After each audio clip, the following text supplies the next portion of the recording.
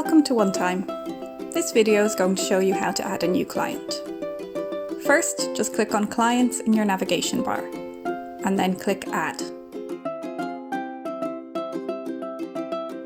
Here you're going to enter your client details. You will need to enter a client name and a contact name. Otherwise, you can add as much or as little information as you like.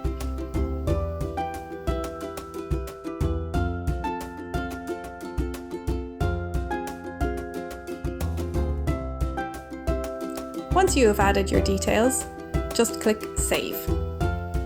And you'll see your client now appears in your client list. And that's it. The next thing you'll want to do is add a project. To see how to do that, head over to our Add Projects video.